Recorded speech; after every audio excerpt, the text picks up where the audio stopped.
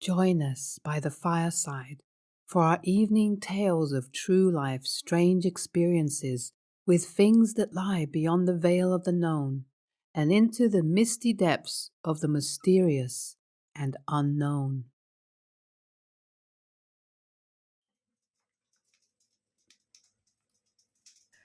A haunted place in Scotland. I was with my boyfriend and we were visiting Edinburgh, Scotland, and we decided to go to a well known, kind of haunted old site. It's called Greyfriars Kirkyard and it's in Edinburgh. So we were taking one of the haunted tours that they give, the sort of guided walks. Our guide was really good.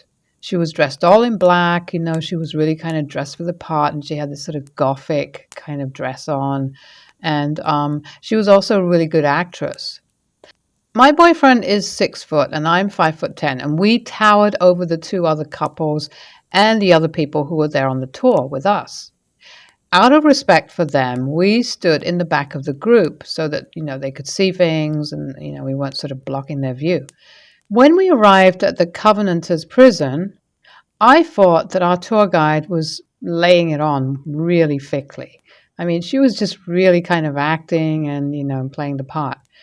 But she seemed genuinely concerned for our safety, and she discussed how people get pulled and scratched and pushed and hit and all this kind of stuff, by whatever's there, some kind of spirit or something. She told us that there was no shame in wanting to leave if things just got a little too scary for us. And she would lead us out if that were the case. So we were just having a really good time. I mean, we just loved this. It was so convincing. Her acting was just great. And then all of a sudden, I felt something yank the back of my hair, just pulled my hair. My boyfriend saw me jerk back, and we both spun around. But we were at the back of the group, and whatever it was impressively strong, and it scared the crap out of me. Anyway, we continued into the crypt area in the Covenanters prison, and once again, we stood at the back of the pack. But this time, I was much less happy about it. I was actually getting a little bit nervous.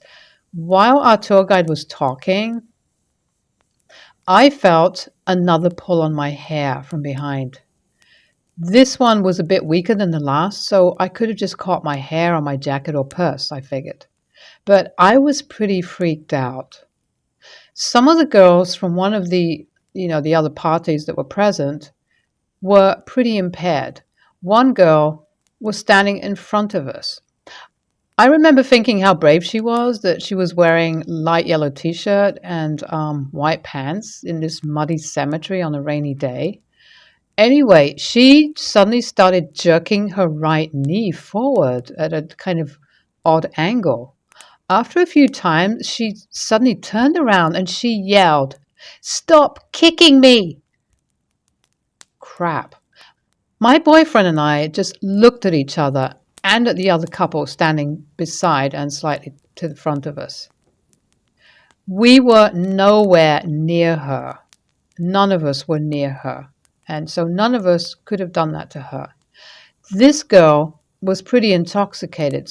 So while I was already freaked out, I was prepared to just ignore, what had happened to her, because she was intoxicated. But that is until it happened again. I had been watching her leg, and as clear as day, she bent her knee forward and gasped, and I saw a muddy footprint appear on the back of her pants. These pants were bright white, and we all confirmed that we saw a muddy footprint. We could distinguish the toes even. At this point, I grabbed my boyfriend for dear life, and I held on until the guide was done talking. I was so scared. As soon as she was done, the other couple joined us in running out of that crypt.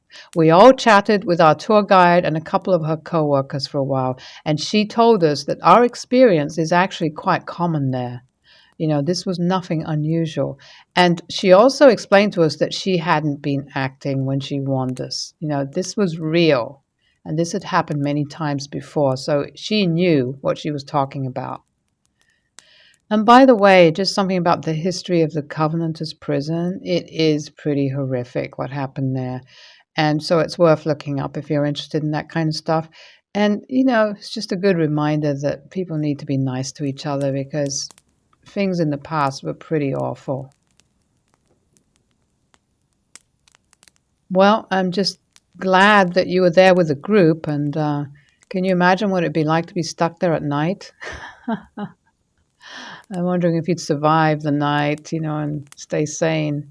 That definitely sounds like an extremely haunted place, and I've never been there, but wow, that definitely sounds like something worth experiencing for those who are interested in this kind of stuff.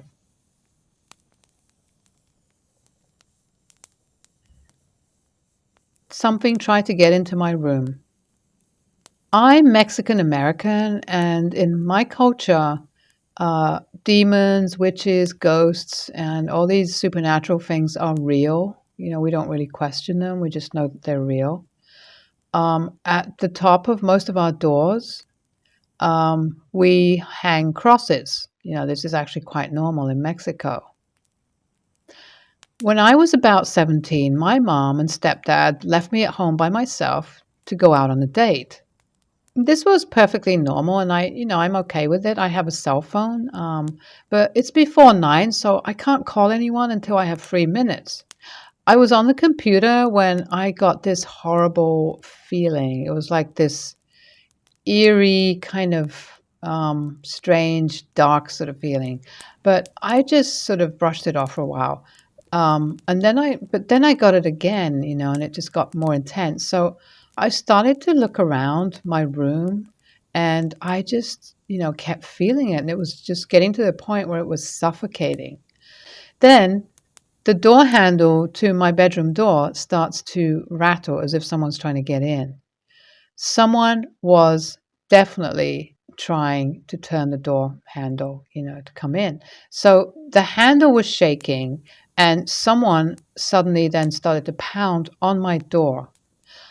I was frozen, but I was just forced myself to dial my mom, and she freaked out, and she has my stepdad call the police.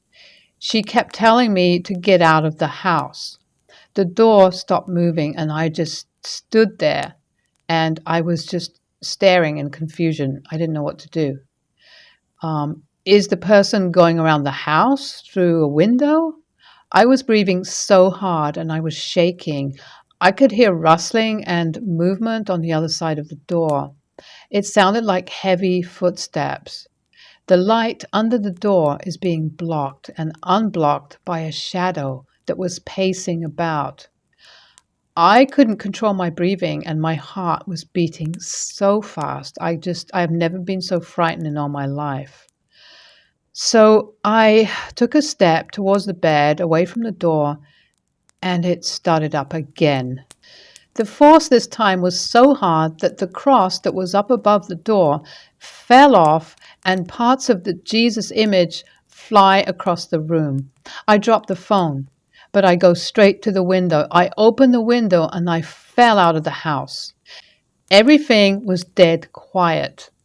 It was just, there was no breeze. There were no cars. It was just like I was in, I don't know. I don't know what happened. It was like something was so unnatural. I can see the door shaking through the window, but I can't hear anything. With my eyes on the door, I started to sort of crab walk backwards. My auntie, who lived next door, came running from her house with a tire iron. She said she heard me screaming, but looked for a weapon first and called the police. My cousins come piling out, and I'm just shaking on the ground by her feet. I only looked away towards my tia for maybe 2 seconds. When I look back in through the open window, the door is ajar. The police arrived before my mom, but they found all the doors and windows except for the one I used, locked and unopened. They even went up to the attic and they checked there. Nobody could have exited the open window as we were all about 20 feet away, and we would have noticed. All I do know is that I didn't knock the cross off the wall, and that is the only evidence, that was obvious because there was nothing else. There was just the shattered crucifix and me, and I was just traumatized by this experience, and it's changed me. Oh my, thank goodness your aunt was able to come and help you too, and that your mom called the police because I don't know, I mean, who knows what might have happened if all these people hadn't arrived and you had been stuck there alone. I don't even want to think about it. I was just really relieved that everything ended up okay. And I do wonder, though, whether you ever slept in that room again after that or stayed there after that. Footsteps in the hallway. I was about 21 and I was home by myself one day. It was my parents' house, and it's always been a creepy place. Even my friends noticed paranormal things happening in the house. Things like, just clothes moving around, doors that would randomly open and close, and lights that would turn on and off, that kind of stuff. So I go to sleep, and I'm woken up suddenly by the TV, which is in full volume for some reason. And it has an image that's kind of frozen on it. And that image looked like the famous painting, The Scream. I don't remember who it's by, but anyway, it's like this famous painting of this kind of weird sort of head, kind of screaming. It's sort of abstract or something impressionistic. I don't know. The sound it was making, this face on the TV screen. I can only describe it as a very high pitched, almost robotic kind of scream. The strange thing is the remote control and power buttons didn't work when I tried to turn it off. I had to unplug it from the wall. So I unplugged the TV and I got back into bed. I was kind of shaken up, but I didn't know what to do, quite frankly. I just got back into bed. And after maybe about 15, 20 minutes, my heart rate, which had been really racing, just started to go back to normal. And I just sort of calmed myself down. And then suddenly, once again, that is when I heard something. I heard footsteps in the hallway. Now, my parents' home has wooden floorboards. I heard about 6 quite distinct steps coming from the hallway. I knew the exact location by the sound, and it sounded like whatever it was had big boots on. I quickly grabbed a knife that was beside the bed, and I sat on the bed, and it was pitch black. I had no lights on, and I just went into this kind of frozen sort of panic mode, and I just listened, with this knife in my hand. I probably sat there for about 30 minutes, I'm not sure, and I didn't hear anything else. So finally, I started to, just calm myself again and just start to get myself comfortable. And then after about 20 minutes, I heard the steps again from that same area of the hallway. This time I sat on the edge of the bed for about an hour, and it was in complete darkness, and I just listened. I couldn't move. I just sat there not knowing what to do. And then there was nothing again. I lay down in bed until I was ready for work until about 6 a.m. I was just staring at the ceiling and just listening, expecting that something might happen any minute, but it didn't. Once the sun came up, I just went out and I explored the house. All the windows were closed, all the doors were closed. I searched every room, I searched every closet, and there was nothing, no sign of anything, no break-in, nothing. But still to this day, the creepiest thing I have ever experienced was that. I have stories, strange things happening, but that was the thing that stayed with me the most. Seems like it's something very simple, but it was terrifying just being there in that room with those footsteps in the hallway and wondering if someone was going to walk into the room, and what it was or who it was, I didn't know.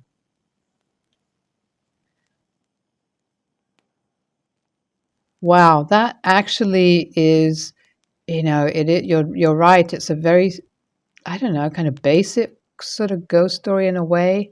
I mean, there's no great drama or anything, but it is just so chilling to the bones. I mean, it really, really is. Thank you for sharing that.